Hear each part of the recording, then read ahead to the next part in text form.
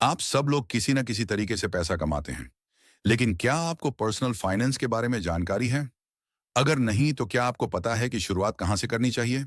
क्या आपको पता है कि आप अपनी मासिक आय कहाँ खर्च कर रहे हैं या कहाँ ज्यादा खर्च कर रहे हैं? आप आर्थिक रूप से किस दिशा में जा रहे हैं?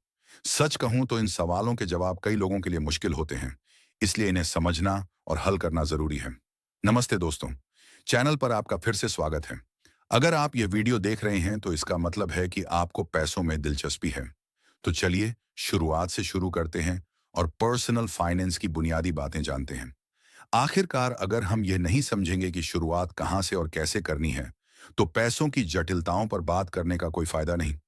पर्सनल फाइनेंस का मतलब है अपनी आमदनी और खर्च को समझदारी से मैनेज करना। इसमें चार मुख्य बातें आती हैं: प्लानिंग करना, खर्च करना, बचत करना और निवेश करना। ये सारी चीजें मिलकर हमें हमारी जिंदगी के छोटे और बड़े आर्थिक लक्ष्य पूरे करने में मदद करती हैं। अब सवाल उठता है कि हमें अपने पैसों को संभालने के लिए कौन सी आदतें अपनानी चाहिए। तो आइए जानते हैं कुछ जरूरी आदतें और टिप्स। सबसे पहला कदम है अपने फाइनेंशियल गोल्स सेट करना। जब तक आपके पास साफ साफ लक्ष्य नहीं होगा, तब तक आप सही दिशा में आगे नहीं बढ़ पाएंगे। मान लीजिए आपको घर खरीदना है, बच्चों की पढ़ाई करवानी है, रिटायरमेंट की तैयारी करनी है या बिजनेस शुरू करना है। जो भी सपना है उसे लिखकर रखें। यही आपके फाइनेंशियल निर्णयों की नींव बनेगा। दूसरा कदम है बजटिंग शुरू करना।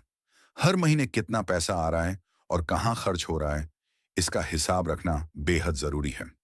जब आप बजट बनाएंगे तो आपको आसानी से समझ आएगा कि कहाँ फिजूल खर्ची हो रही है और कहाँ बचत की जा सकती है। तीसरी सबसे अहम चीज है इमरजेंसी फंड बनाना। जिंदगी अनिश्चित है और कभी भी अचानक मेडिकल खर्च, नौकरी जाने या